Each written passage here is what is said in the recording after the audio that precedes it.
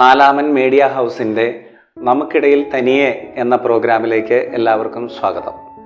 നമ്മളോടൊപ്പമുള്ളത് മത്തച്ചൻ പുരക്കൽ സാറാണ്. സാറിൻ്റെ ഒരു എപ്പിസോഡ് നമ്മളിൽ പലരും കണ്ടിട്ടുണ്ടാവണം. അദ്ദേഹത്തിൻ്റെ ഒരു പ്രവർത്തന മേഖലയെക്കുറിച്ചിട്ടാണ് നമ്മൾ ആ വീഡിയോയിൽ ചർച്ച ചെയ്തിട്ടുള്ളത്. അദ്ദേഹത്തിൻ്റെ പ്രവർത്തന മേഖലയായ ലൈബ്രറി കൗൺസിൽ തുടങ്ങിയവയായിട്ട് ബന്ധപ്പെട്ടിട്ടുള്ള കാര്യങ്ങളാണ് നാം മനസ്സിലാക്കിയത്. ഈ എപ്പിസോഡിൽ അദ്ദേഹത്തിൻ്റെ മറ്റൊരു പ്രവർത്തന മേഖലയായിട്ടുള്ള സംഘടനയായ, പ്രത്യേകിച്ച് കുട്ടികളുടെ വ്യക്തിത്വ വികസനത്തിന് ഉപകരിച്ചുകൊണ്ടിരിക്കുന്ന സംഘടനയാണ് മിഷൻ ലീഗ് എന്ന് പറയുന്ന സംഘടന. അദ്ദേഹത്തിൻ്റെ മിഷൻ ലീഗ് സംഘടനയിലുള്ള അദ്ദേഹത്തിൻ്റെ അറിവും പരിജ്ഞാനവും ആ സംഘടന വളർത്തുന്നതിൽ അദ്ദേഹം എത്രത്തോളം പങ്കുവഹിച്ചു എന്ന് തുടങ്ങിയ കാര്യങ്ങൾ നമുക്ക് ഈ എപ്പിസോഡിൽ ചർച്ച ചെയ്യാം.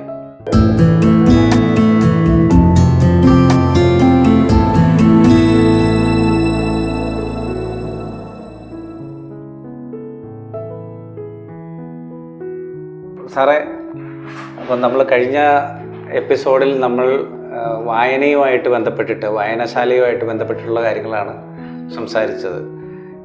ഇന്ന് നമ്മൾ സംസാരിക്കാൻ പോകുന്നത് സാറിൻ്റെ മറ്റൊരു പ്രവർത്തന മേഖലയായിരുന്നല്ലോ മിഷൻ ലീഗ് എന്ന് പറയുന്ന സംഘടന. അപ്പോൾ ഈ മിഷൻ ലീഗ് എന്ന് പറയുന്ന സംഘടനയെക്കുറിച്ചും ഈ സംഘടനയിൽ സാറിൻ്റെ പ്രവർത്തനം എന്തായിരുന്നു, എന്തിനു വേണ്ടിയിട്ടായിരുന്നു മിഷൻ ലീഗ് എന്ന് പറയുന്ന സംഘടന സ്ഥാപിക്കപ്പെട്ടത്, അതിലേക്ക് സാറ് ആകൃഷ്ടനായത് തുടങ്ങിയ കാര്യങ്ങളാണ് അറിയേണ്ടത്. സാർ ഒന്ന് പറഞ്ഞു തുടങ്ങിയാൽ. മിഷൻ ലീഗ് ഏഷ്യയിലെ ഏറ്റവും വലിയ ആത്മായ പ്രേക്ഷിത പ്രസ്ഥാനമാണ്.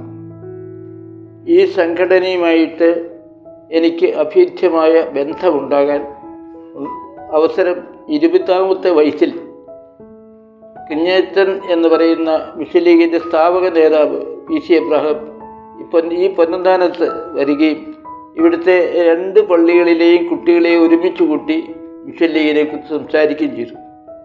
ആ സംസാരം വളരെ ആവേശകരമായിരുന്നു. മിഷൻ ലീഗ് പ്രവർത്തനത്തെക്കുറിച്ച് പറയാനും മനസ്സിലാക്കാനുമുള്ള അവസരം ലഭിച്ചു. അപ്പോൾ ഞങ്ങളുടെ ഒരു ഭാരവാഹികളെയൊക്കെ എടുത്തു. അങ്ങനെ ഞാൻ മിഷൻ സംഘടനയിലെ അംഗമായി തീർന്നു. മിഷൻ സംഘടനയിലെ അംഗമായി തീരുമ്പോൾ അന്നത്തെ മാർപ്പാപ്പ, 13ാം ലയാം മാർപ്പാപ്പ പറഞ്ഞ വാക്കുകളാണ് മനസ്സിൽ സൂക്ഷിച്ചിരിക്കുന്നത്. ഭാരതമേ, നിന്റെ രക്ഷ നിന്റെ സന്താനങ്ങളിലിരുന്നു. ജീവിത വ്യഗ്രതയിൽ കഴിയുന്ന മനുഷ്യർക്ക് സത്യവും നീതിയും സമാധാനവും സ്നേഹവും നിലനിർത്താറുള്ള ആ നല്ല ചിന്തകൾ ബൈബിളിലൂടെ ക്രിസ്തു സഭകൾ കൊടുക്കുന്നു. അക്സ് സഭയിലെ, കത്തോലിക്ക സഭയിലെ ഒരു പ്രേക്ഷിത സംഘടനയായ മിഷൻ ലീഗിൽ ഞാനും സജീവമായി തീരുകയും അതിൻ്റെ അടുത്ത മേഖലകളിൽ അതിൻ്റെ മേഖലാ തലത്തിലുള്ള പ്രവർത്തനങ്ങളുമായി ബന്ധപ്പെട്ട് പ്രവർത്തിക്കുകയും ചെയ്തു.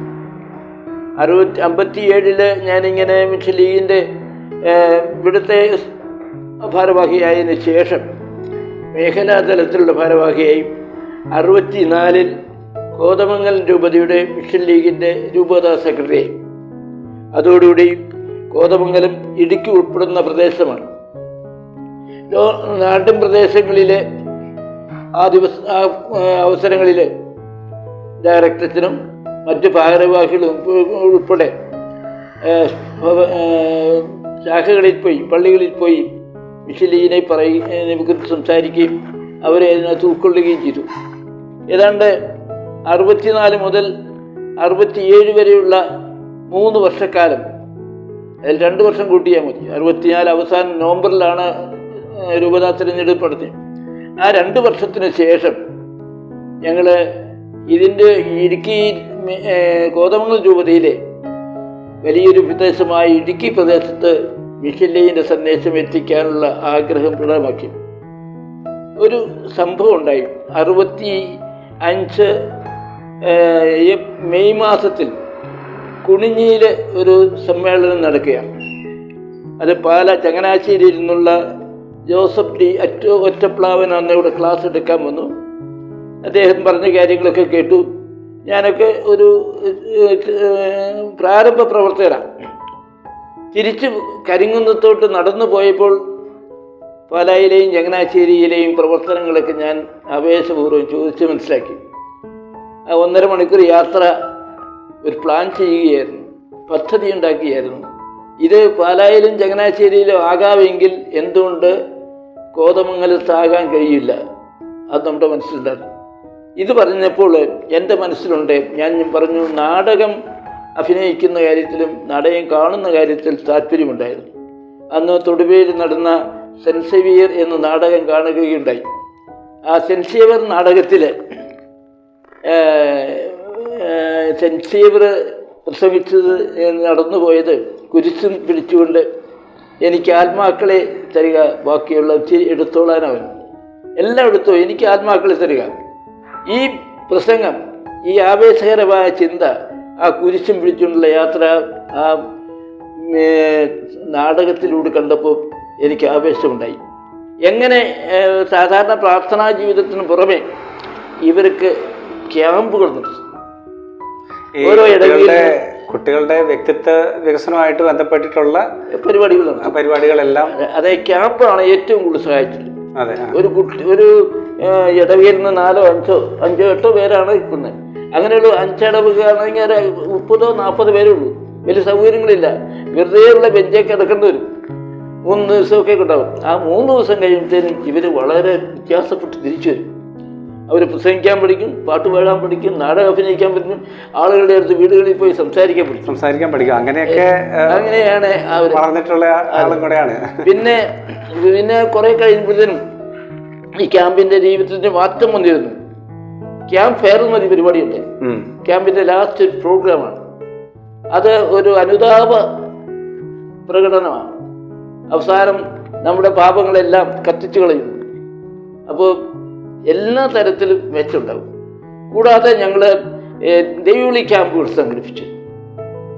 അതും ഇതുപോലെ തന്നെ പള്ളികളിൽ നടക്കുന്നു, സ്കൂളുകളിൽ പോയി നടക്കുന്നു. അങ്ങനെ അവരെയും നമ്മൾ വേറെ രീതിയിൽ വെച്ച് വളർത്തിക്കൊണ്ടു. അപ്പോൾ ദൈവവിളിയെ പറ്റി ആളുകൾക്ക് പഠിക്കാൻ പറ്റി, ദൈവവിളി പ്രവർത്തനത്തിന് എന്താണെന്ന് അവരെ മനസ്സിലാക്കുന്നു. പിന്നെ ഞാനൊരു കാര്യം പറഞ്ഞിരുന്നു, നിങ്ങൾ വൈദികനാകുന്നത് സന്യാസിയാകുന്നത് മാത്രം ആണ് ദൈവവിളി എന്ന് വിചാരിക്കരുത്. അങ്ങനെ പഠിപ്പിച്ചു. ദൈവം വിളിക്കുന്നതാണെല്ലാം. അതെ, ഉത്തമ ക്രൈസ്തവ ജീവിതം. ഏത് വിളിയും അതെ, ഉത്തമ ക്രൈസ്തവ ജീവിതം. എന്നിട്ട് പറഞ്ഞു, 10-ാം പീസ് മാർപ്പാപ്പ പറഞ്ഞു, എന്റെ അമ്മ പറഞ്ഞു, മോനെ നീ ഈ മോതിരം, എത്രാം മോതിരം ഇട്ടെങ്കിൽ ഞാൻ ഈ കയ്യിൽ അണിഞ്ഞിരിക്കുന്ന വിവാഹ മോതിരമാണ് നിനക്ക് മെത്രാനാകാൻ സാധിച്ചത്. അപ്പോൾ ശ്രേഷ്ഠതയുണ്ടെന്ന് പറഞ്ഞു. അപ്പോൾ ആളുകൾക്ക് അങ്ങനെയും ചിന്തിക്കാൻ പറ്റും. അതോടുകൂടി ചെറുപ്പക്കാർ പിള്ളേർ പാടാൻ പഠിച്ചു, പ്രസംഗിക്കാൻ പഠിച്ചു, ആളുകളുടെ നേതൃത്വം വഹിക്കാൻ പറ്റൂ, അതിൽ നല്ല അധ്യാപകരായി. അങ്ങനെ വന്നു. വാസ്തവത്തിൽ 10-15 കൊല്ലം കൊണ്ട് പ്രത്യേകിച്ച് ഇടുക്കി മേഖലയിലെ ചെറുപ്പക്കാർ വൻതോതിൽ ഈ രംഗത്ത് സജീവമാണ്. ഏത് കാര്യം പറഞ്ഞാലും അവരാണ് മുന്നിൽ. അവർ നാടിൻ്റെ വികസന കാര്യങ്ങൾ വന്നു, ഇങ്ങനെയൊക്കെ മുന്നോട്ട് പോന്നു. അങ്ങനെ വൻതോതിൽ ഒരു മാറ്റം. അതിനകത്ത് അവർ നല്ല നേതാക്കന്മാരുണ്ടായിട്ടുണ്ട്, നല്ല അധ്യാപകരുണ്ടായിട്ടുണ്ട്, നല്ല വൈദികരുണ്ടായിട്ടുണ്ട്. ഞാൻ ഈ അടുത്ത ദിവസം കഴിഞ്ഞ മാർച്ച് മാസത്തിൽ വിജയവാഡയിൽ പോയപ്പം അവിടെ ഉള്ള പ്ലാരിസ്റ്റ് സഹോദരിമാരിൽ 192 പേരുണ്ട്. അതിൽ 90% ഇടുക്കി രൂപതയില് ഈ പ്രസ്ഥാനത്തിലൂടെ. അതെ, ആ 90% എന്നെ നേരിട്ടറിയുന്നവരാ. അപ്പൊ അത്ര ഒഴുക്കുണ്ടായി അങ്ങോട്ട്. അങ്ങനെ ഒഴുക്കുണ്ടാക്കി. അവരെല്ലാം വിവിധ രംഗങ്ങളിൽ പ്രവർത്തിക്കുന്നു. ഞാൻ മനസ്സിലാക്കുന്ന ഏറ്റവും വലിയ പ്രത്യേകത എന്ന് പറയുന്നത്, നമുക്കൊരു ലീഡർഷിപ്പ് ക്വാളിറ്റി ഈ സംഘടന കൊണ്ടുണ്ടായിട്ടുണ്ട്. രണ്ടാമത്, നമുക്ക് ഈ സ്റ്റേജ് ഫിയർ, നമുക്ക് അന്നത്തെ കാലത്ത് അധികം അവസരങ്ങളൊന്നും ഇല്ലാതിരുന്ന ഒരു കാലഘട്ടത്തിൽ ഈ സ്റ്റേജ് ഫിയർ മാറാനായിട്ട് ഈ സഹായിച്ചിട്ടുണ്ട്. പിന്നെ ഈ ഇൻട്രോവേർട്ട് എന്നുള്ള ഒരു ലെവലിൽ നിന്ന് എക്സ്ട്രോവേർട്ട് ആകാനായിട്ട് സഹായിച്ചിട്ടുണ്ട്. അതായത് നമുക്ക് മുന്നിട്ടിറങ്ങുക. പിന്നെ ആദ്യം പറഞ്ഞ പോലെ ലീഡർഷിപ്പ് ക്വാളിറ്റി നമുക്ക് കൈവരുന്നു. അതുപോലെ തന്നെ നമുക്കുണ്ടാകുന്ന മറ്റൊരു കോർഡിനേറ്റ് ചെയ്യാനുള്ള ഒരു കഴിവ്. അങ്ങനെ വിവിധ രീതിയിൽ ഈ വളർച്ചയ്ക്ക് ഉപകരിക്കുന്ന ഒരു സംഘടന എന്നുള്ള രീതിയിൽ പലതരത്തില് പല മാനങ്ങളുണ്ട് അതിൽ.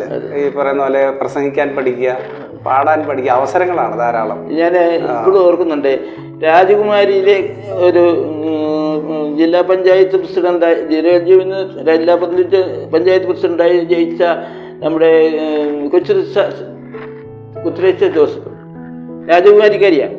10ാം ക്ലാസ്സിൽ പഠിക്കുമ്പോൾ രാജാക്കാട് ക്യാമ്പ് കിടക്കുക. ഈ പുള്ളിക്കാരത്തിക്ക് പാടാൻ അവസരം കൊടുത്തു ലാസ്റ്റ് ദിവസം. അപ്പോൾ പാട്ട് പാടുന്നത് ഞാൻ പുറത്തിറങ്ങിയാണ് കേട്ടത്. അത് കഴിഞ്ഞിട്ട് ഞാൻ ഇറങ്ങി വന്നപ്പോൾ എൻ്റെ അടുത്തുള്ള സീറ്റിലാണ് ഇരുന്നത്. ഞാൻ പറഞ്ഞു, കൊച്ചുചേച്ചിയെ നീ വിറയ്ക്കുന്നുണ്ടായിരുന്നല്ലോ എന്ന് പറഞ്ഞു. 10ാം ക്ലാസ്സിൽ പഠിക്കുന്ന കുട്ടിയാ. ഞാൻ പറഞ്ഞു നല്ല പാട്ടും, അതുകൊണ്ടാണ് ഇത് കൊടുത്തു. വിറയ്ക്കുന്നുണ്ടായിരുന്നല്ലോ എന്ന് പറഞ്ഞു. എൻ്റെ സാറേ, ഞാൻ ആദ്യമാണ് സ്റ്റേജിൽ കയറുന്നതെന്ന് പറഞ്ഞത്. നന്നായി പാട്ട് പാടാൻ അറിയാവുന്ന കുട്ടിക്ക് അതിന് അവസരം കിട്ടിയിട്ടില്ല. അപ്പോൾ നമ്മൾ അവസരം ഉണ്ടാക്കി കൊടുത്തു. അങ്ങനെയാണ് വാസ്തവത്തിൽ, അങ്ങനെ ഒന്നല്ല ഒത്തിരി പേർക്ക് അവസരം ഉണ്ടാക്കി കൊടുത്തു. ഒരു ആവേശം കൂടെയായിരുന്നു അന്നത്തെ മുദ്രാവാക്യം. സ്നേഹം, ത്യാഗം, സേവാശ്രമം എന്നൊക്കെ പറഞ്ഞിട്ട് റാലിയൊക്കെ വളരെ ആവേശമല്ലേ? അതെ. അപ്പൊ അങ്ങനെ വലിയ രീതിയിൽ അത് എനിക്ക് എന്നെ പറ്റി പറയുമ്പോൾ ഞാൻ ഈ കോട്ടയം രൂപതയിലുള്ള 1-2 പ്രവർത്തകർ എന്നോട് പറയും, സാറ് മിഷലീഗിൻ്റെ സംസ്ഥാന തലത്തിലുള്ള യോഗത്തിൽ വന്നാൽ വളരെ നിശ്ചിതമായിട്ട് വിമർശിക്കുന്നതാണ്. അന്നത്തെ പ്രവർത്തനത്തോട് അഭിപ്രായ വ്യത്യാസം വളരെ ശക്തമായി പറയും. അത് കഴിഞ്ഞപ്പം ഈ പറഞ്ഞ ആളിനെ ഒന്നിച്ച് നടന്നു പോവുകയും കുശല പ്രശ്നം നടത്തുമ്പോൾ ഞാൻ ഓർത്ത് ഇതെങ്ങനെയാണ് സഹായിക്കുന്നത്? ഏത് ഇത്രയും എതിർത്ത് പറഞ്ഞിട്ട് ഇവരോട് ഇത്ര സ്നേഹത്തിൽ പെരുമാറുന്നത് എങ്ങനെയാണെന്ന് ഞങ്ങൾ ചോദിച്ചിട്ടുണ്ടെന്ന് പറഞ്ഞു. നമുക്ക് പറയാനുള്ളത് തുറന്ന് പറയണം. അത് മുഖം നോക്കിയാൽ ആകരുത്. അത് വളരാൻ വേണ്ടിയിട്ടാണ്. ഈ വിമർശനം ഒരു പക്ഷേ നമ്മുടെ സമൂഹത്തിന് എന്താണ് ഗുണം ഉള്ള കാര്യമായിട്ടാണ് ഞാൻ മനസ്സിലാക്കുന്നത്. കാരണം ഞാൻ ഓർക്കുന്നു, ഈ ഒരു 5 വർഷം മുമ്പ് വൈദികർക്കെതിരെ രൂക്ഷ വിമർശനം ഈ സോഷ്യൽ മീഡിയയിൽ നല്ല വ്യാപകമായിട്ടുണ്ടായിരുന്നു. പല അബ്യൂസൊക്കെ ആയിട്ട് ബന്ധപ്പെട്ടിട്ട്. അപ്പോൾ ഈ വിമർശനം ഏറി വരുമ്പം അതിൻ്റെ അകത്ത് പിന്നീട് ഉണ്ടാകുന്ന മാറ്റം എന്ന് പറയുന്നത് കുറച്ച് അച്ചടക്കം ഉണ്ടാകുന്നുണ്ട് അല്ലേ? നമ്മളുടെ പ്രവൃത്തി സൂക്ഷ്മതയോടുകൂടി ചെയ്യും. അതെ. അപ്പോൾ അതുകൊണ്ട് വിമർശനം നമ്മുടെ അതെ, നമ്മൾ പറയുന്നതെല്ലാം ശരിയെന്ന് നമ്മൾ പറഞ്ഞു കൊടുക്കേണ്ടത് പറയണം. അതെ. അപ്പോൾ സുഹൃത്തുക്കളും നമുക്ക് വിമർശകരാകുന്ന ഏറ്റവും നല്ലത്. അങ്ങനെ വാസ്തവത്തിൽ മിഷൻ ലീഗ് വളർന്ന് ഇത് വളരെ ഇത്രയും സിസ്റ്റമാറ്റിക്കായിട്ട് ഒരു രൂപതയിൽ നടന്നിട്ടില്ല. കോതമംഗലം രൂപതയ്ക്ക് സംസ്ഥാന തലത്തിൽ 13 പ്രാവശ്യം ബെസ്റ്റ് കിട്ടി. രൂപതയിലെ ഏറ്റവും നല്ല ശാഖകൾ. അതിലെ 5 വർഷം പാറത്തോട്, 6 വർഷം തോപ്രാംകുടി, 6-11. ബാക്കി ഇരട്ടിയാറുണ്ട്, പിന്നെ അരിക്കഴുണ്ട്. അപ്പോൾ 15 അല്ല, അതിക്കുള്ളുണ്ട്. അത് മറ്റു സ്ഥലത്ത് ഇല്ലാത്തൊരു കാര്യമാണ്. ഈ മിഷലീൻ്റെ ഏറ്റവും വലിയ പ്രത്യേകത പറഞ്ഞാൽ അതൊരു വിദ്വേഷം പടർത്തുന്നില്ല എന്നുള്ള ഒരു, അതായത് ഈ ഇതര മത വിഭാഗങ്ങളോട് എപ്പോഴും ചേർന്ന് നിൽക്കാനായിട്ട് ഈ കുഞ്ഞുങ്ങൾ പ്രത്യേകിച്ച് എനിക്ക് ഇവിടെ നമ്മുടെ സമുദായ സംഘടനയിലെ പല സംഘടനകളും പത്രപ്രസ്താവന നടത്തുന്നുണ്ട്. പക്ഷെ അവർക്ക് റൂട്ടിൽ ആളില്ല, ശാഖകളിലൊന്നുമില്ല. പ്രസംഗിക്കാൻ കുറച്ച് പേരുണ്ട്, വാർത്ത പറയാൻ പറ്റും. പക്ഷെ നമ്മളിതങ്ങനെയല്ല. കോതമംഗലം രൂപതയിലെ ഇടുക്കി ഉൾപ്പെടുന്ന സ്ഥലങ്ങളിൽ ഞങ്ങൾ മിഷൻ ലീഗ് പ്രേക്ഷിത പ്രഘോഷണ കാലണ്ടർ യാത്ര ചെയ്തു. 14 മേഖലയിൽ 6 ദിവസം നീണ്ടിരിക്കുന്ന പരിപാടി ഒരേ സമയത്ത് നടത്തി. ആരും അങ്ങോട്ടും ഇങ്ങോട്ടും അന്വേഷിക്കാൻ പോയിട്ടില്ല. എല്ലാ മേഖലയിലും കൃത്യമായിട്ട് നടന്നു. പിന്നെ ബൈബിൾ പ്രഘോഷണ കാലണ്ടർ യാത്രയിൽ പോലെ തന്നെ ഈ ബൈബിൾ പ്രഭാഷണങ്ങൾ തുടങ്ങി. നമ്മുടെ കോതമംഗലം രൂപതയിലെ വാസ്തവത്തിൽ ബൈബിൾ പ്രഭാഷണം നടന്നത്, ബൈബിൾ സന്ദേശം തുടങ്ങിയത്. അതിനുശേഷം മറ്റു സ്ഥലങ്ങളിൽ നിന്ന് ഇവിടെ വന്നത്. ഞങ്ങളന്ന് തൊടുപുഴയിലും കോതമംഗലത്തും ഇടുക്കിയിലും രാജാക്കാടും 4 സ്ഥലങ്ങളിൽ 4 വലിയ ബൈബിൾ കൺവെൻഷൻ സംഘടിപ്പിച്ചു. 4 ആ 4 മേഖലയിലെ പ്രദേശത്തുള്ള ആളുകളെ കൂടുതലായിട്ട് കൂട്ടി 4 ദിവസം നീണ്ടു നിൽക്കുന്ന കൺവെൻഷൻ ഞാൻ ഓർക്കുന്നുണ്ട്. ഞാൻ ധാരാളം പള്ളികളിൽ ഞായറാഴ്ച പ്രസംഗത്തിന് അവസരം എനിക്ക് കിട്ടിയിട്ടുണ്ട്. ഞായറാഴ്ചയിൽ ഇന്ന് പ്രസംഗിക്കുന്നത് മത്തച്ചമ്പരിക്കൽ സാറാണ്, തൊഴിൽക്കാരനാണ്. പറയുകയും ഞാൻ അൽത്താരൻ്റെ ഭാഗത്ത് തന്നെ സംസാരിച്ചു. ആദ്യമൊക്കെ നമുക്കത് നമുക്ക് പറ്റുമെന്നായിരുന്നു. പിന്നീട് നമുക്കൊരു ആവേശം ഉണ്ടായി. അതെ, നമ്മളതിന് നമ്മൾ ഒരുങ്ങുമല്ലോ സ്വാഭാവികമായിട്ടും. പിന്നെ ഈ എനിക്കൊരു ചോദിക്കാനുള്ള, സാറിപ്പോൾ ഈ മേഖലയിൽ പ്രവർത്തിച്ചപ്പോൾ ഈ എന്താ പറയുക, പുരോഹിതരുടെ ഭാഗത്തുനിന്നോ അതല്ലെങ്കിൽ ഈ മേലധികാരികളിൽ നിന്ന് ഈ ഒരു പ്രവർത്തനമായിട്ട് ബന്ധപ്പെട്ടിട്ട് നിരവധി തടസ്സങ്ങളൊക്കെ ഒരുപക്ഷെ ഉണ്ടായിട്ട് കാണണം എന്ന് ഞാൻ വിചാരിക്കുന്നു. പിന്നെ മറ്റൊരു കാര്യമുള്ളത്, മിഷൻ ലീഗിനെ സംബന്ധിച്ച് വളർച്ചയിൽ ധാരാളം പ്രതിസന്ധികൾ ഉണ്ടായപ്പോഴൊന്നും ഞാൻ ഒരിക്കലും ധിക്കാരപൂർവ്വം ഉണ്ടായിട്ടില്ല. വഴികൾ നമ്മൾ തെളിഞ്ഞു കിട്ടുന്നത്, അത് തെളിഞ്ഞു കിട്ടും. സമയചിത്തതയോടുകൂടി അതിനെതിരെ പ്രതികരിച്ച് കൃത്യമായ അതെ, സഭയ്ക്കെതിരായിട്ടൊന്നും പ്രവർത്തിച്ചിട്ടില്ല. ജീവിതത്തിൽ അത്രേ ഉള്ളൂ. ജീവിതത്തിൽ നമ്മൾ ഉദ്ദേശിക്കുന്ന കാര്യം ലക്ഷ്യം നേടാൻ വേണ്ടി മുന്നോട്ട് പോകുമ്പോൾ പ്രതിസന്ധി ഉണ്ടായാൽ അടുത്ത വഴിയിൽ വേറെ ആരും തെളിയില്ല. ഈ വിശ്വാസ ജീവിതം മണി മേക്കിംഗ് പ്രോസസ് ആകുന്നുണ്ടോ എന്ന് ചോദിച്ചു കഴിഞ്ഞാൽ, വിശ്വാസ ജീവിതത്തിന് മണി മേക്കിംഗ് ആകുന്നുണ്ട് പലയിടത്തും. അത് നമുക്ക് അരോചകമാണ്, സ്വീകാര്യമല്ല. ഞാൻ രണ്ട് തരത്തിലാണ്. ഞാൻ പറഞ്ഞില്ലേ, പരമാവധി ലഘുവായി ജീവിതമായിരിക്കും, സിമ്പിൾ ലൈഫ്. ഇപ്പോൾ എൻ്റെ അവിടെ നിന്ന് ഭക്ഷണം കഴിച്ചാൽ നിങ്ങൾ അറിയാമായിരുന്നു എന്തൊക്കെയാണ് നമ്മൾ കഴിക്കാൻ പോകുന്നതെന്ന്. അവിടെ അധികം വലിയ ആഹാരമൊന്നുമില്ല. ആഹാരമുണ്ട് ആവശ്യത്തിന്, അതിന് ആർഭാടമൊന്നുമില്ല. മനസ്സിലായില്ലേ? മനസ്സിലായി. അതുപോലെ തന്നെ ഈ സുഭിക്ഷം എന്ന് പറയുന്നത് എല്ലാം കൂടി കഴിക്കുന്നതല്ല, നമുക്ക് ആവശ്യത്തിന് വിശപ്പ് മാറിയ പോരെ. ഈ സാർ, നമ്മളിപ്പോൾ കുറച്ച് കോമൺ ആയിട്ടുള്ള കാര്യങ്ങളൊക്കെയാണ് സംസാരിച്ചു വന്നത്. എനിക്കൊരു കാര്യം ചോദിച്ചറിയാനുള്ളത്, സാർ എത്ര വർഷം ഈ മിഷൻ ലീഗ് എന്ന് പറയുന്ന സംഘടനയിൽ പ്രവർത്തിച്ചു? മിഷൻ ലീഗിൻ്റെ രൂപതാ തലത്തിൽ സംസ്ഥാന തലമായിട്ട് 34 വർഷം തുടർച്ചയായിട്ട്. കോതമംഗലം രൂപതയിൽ ഒരിക്കൽ പോലും ഞാൻ ആദ്യം മാത്രമേ മത്സരിച്ച് ജയിച്ചിട്ടുള്ളൂ. പിന്നീട് ഒരിക്കലും എനിക്ക് മത്സരിക്കേണ്ടി വന്നിട്ടില്ല, തെരഞ്ഞെടുക്കുകയായിരുന്നു. ഒരിക്കൽ മത്സരത്തിന് വരുന്നു, ഞാൻ ഓട്ടോമാറ്റിക്കായിട്ട് മാറി. മനസ്സിലായി. ഞാൻ ഒരിക്കലും മത്സരിച്ച് ജയിക്കേണ്ട, അത് അതായത് ഈ സംഘടനയുടെ അവിഭാജ്യ ഘടകമായി മാറി പ്രവർത്തന മികവും കാരണം അല്ലേ? അതുകൊണ്ട് അതിന് ആ മത്സരിച്ച ആളിന് അവസാനം എൻ്റെ അടുത്ത് വന്ന് കരയേണ്ടി വന്നു. തലേ ദിവസം പറഞ്ഞതിനൊരു വ്യത്യസ്തമാണ്. അപ്പോൾ എന്നോട് പറഞ്ഞു, സാർ ഇത്തവണയും കൂടെ നിൽക്കണം എന്ന് പറഞ്ഞു. ഞാൻ പറഞ്ഞു ഇനി ഞാൻ നിൽക്കുന്നില്ല. അന്നേരം പറഞ്ഞു, അവസാനം ഞാൻ പറഞ്ഞു, ആരെങ്കിലും മത്സരിക്കുകയാണെങ്കിൽ ഞാൻ മാറും വന്നു. അങ്ങനെ വാക്ക് പറഞ്ഞു. പിറ്റേ ദിവസം മറ്റേയാളുടെ പറഞ്ഞു, ആ യോഗത്തിലുണ്ടായിരുന്നയാളെ പുള്ളിയുടെ പേര് വന്നു. പുള്ളി മാറിയില്ല. മാറുന്നല്ലോ തലേ ദിവസം വാക്കനുസരിച്ചുള്ളത്. ഞാൻ നോക്കി സമയമനുസരിച്ച് ഞാൻ മാറി. അപ്പോൾ ഏതാണ്ട് തിരഞ്ഞെടുക്കപ്പെട്ടു. സാറിൻ്റെ ഒരു പ്രവർത്തന മേഖലയായിരുന്നല്ലോ ഈ റീഡിങ്ങും അതുമായിട്ട് ബന്ധപ്പെട്ടിട്ടുള്ള കാര്യങ്ങളും. ഈ മിഷൻ വായന എന്ന് പറയുന്നത് സാറിൻ്റെ ഒരു മെയിൻ ഘടകമാണല്ലോ, അല്ലെങ്കിൽ വായന പ്രോത്സാഹിപ്പിക്കുക എന്ന് പറയുന്നതും സാറിൻ്റെ ഒരു മെയിൻ പാർട്ടായിരുന്നല്ലോ. ഈ മിഷൻ ലീഗുമായിട്ട് ബന്ധപ്പെട്ടിട്ട് ഈ വായനയും അത്തരം കാര്യങ്ങളും സാറ് മിക്സ് ചെയ്തിരുന്നോ, അതല്ലെങ്കിൽ അങ്ങനെ പ്രോത്സാഹിപ്പിച്ചിരുന്നോ? അപ്പൊ അത് ഈ വായനയുടെ പ്രോത്സാഹനമാണ് വായനാ മത്സരം, ക്വിസ് മത്സരം. ക്വിസ് മത്സരം എന്ന് പറയുന്നത് വായിച്ച് പുസ്തകത്തിൽ പഠിയല്ലോ. വായനാ മത്സരം എന്ന് പറയുന്നത് ആ ഭാഗം വായിക്കുമല്ല, അതിനകത്ത് ചോദ്യങ്ങളാണ്. അപ്പം വായിക്കാൻ അവര് വായിക്കണം, നമ്മൾ പ്രോത്സാഹനം കൊടുക്കും. അപ്പൊ ഇതെല്ലാം അറിവ് ഉണ്ടോന്നറിയാൻ വേണ്ടിയിട്ട് അത്തരത്തിലുള്ള. പിന്നെ അതിലൊക്കെ ഈ അധ്യാപകനായിരുന്നത് സഹായിച്ചു. എങ്ങനെ ഹാൻഡിൽ ചെയ്യണം, എങ്ങനെ കൈകാര്യം ചെയ്യാൻ പറ്റും. പിന്നെ നമ്മളൊരു പുതിയ സ്ഥലത്ത് ചെല്ലുകയാണ്, ഞാൻ എന്നെ ഒരു അധ്യാപകനാന്ന് പറയുന്നത് നമ്മൾ ഒന്ന് റെസ്പെക്ട് ചെയ്തു. ഒരവസരവും നമ്മളെ അറിയില്ലല്ലോ. തീർച്ചയായിട്ടും. അപ്പൊ അങ്ങനെയൊക്കെ നമ്മൾ വരും. ഇതൊക്കെ പറയുമ്പം പൊന്നന്താനം പള്ളിയിലെ അൾത്താര ശുശ്രൂഷയായിട്ട് വർഷങ്ങളായിട്ട് ഉണ്ടായിരുന്നതാണ് ഇതിൻ്റെ ഒരു അടിസ്ഥാനം.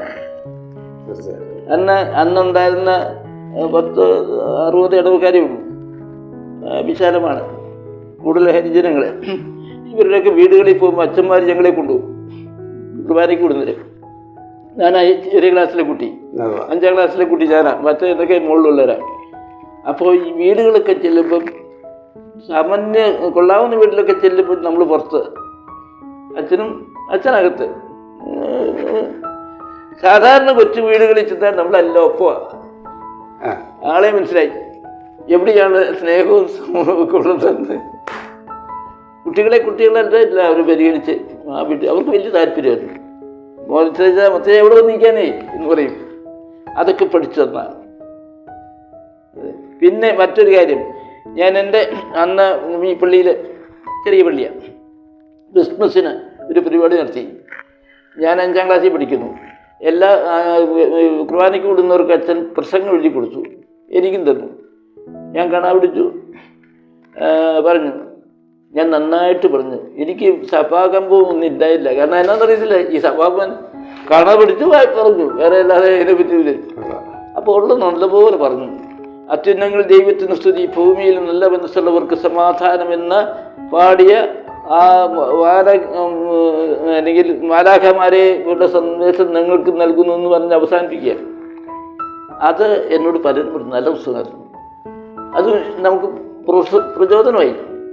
അപ്പോൾ ഇത് ഒത്തിരി പേർക്ക് പ്രചോദനം കൊടുക്കാൻ പറ്റും. അപ്പം ഇങ്ങനെ ഓക്കെ ഇതിനെല്ലാം. പിന്നെ രണ്ടാമത് പറഞ്ഞാൽ, ഈ പരിശീലനം ഇവിടെ നിന്ന് കിട്ടി. ചിത്തപ്പേര് ഉണ്ടാക്കുന്നില്ല, വായനശാലയിൽ വന്നാലും ചിത്തപ്പേരുണ്ടായിട്ടില്ല.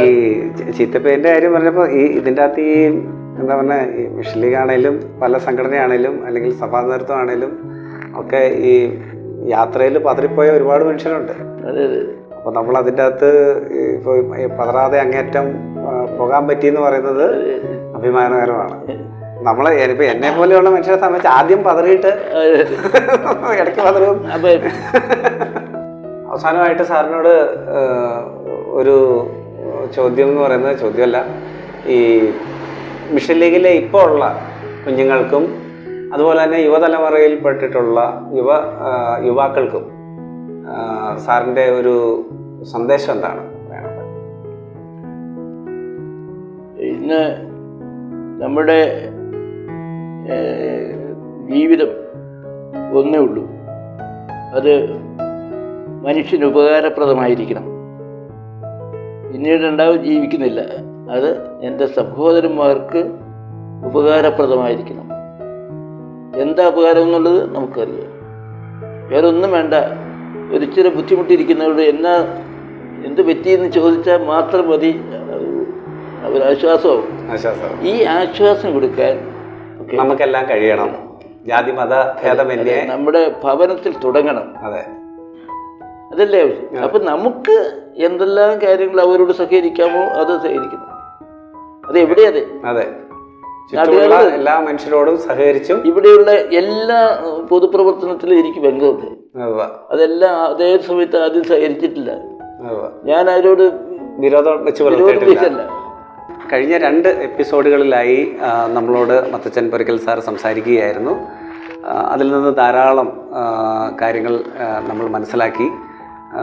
ഇത്രയും പ്രായത്തിലും, അതായത് അദ്ദേഹത്തിൻ്റെ 89-ാം വയസ്സിലും യൗവനം നിലനിർത്തി മുന്നോട്ട് പോകുന്ന ആ ഒരു ജീവിത ശൈലിയും വളരെ പ്രചോദനം സൃഷ്ടിക്കുന്നതാണ്. ഞാൻ ഇൻ്റർവ്യൂ തുടങ്ങുന്നതിന് മുമ്പ് ചോദിച്ചറിഞ്ഞ ഒരു കാര്യമാണ്, അദ്ദേഹം എല്ലാ ദിവസവും വളരെയധികം സമയം സഞ്ചരിക്കും, യാത്ര ചെയ്യും, നടക്കും.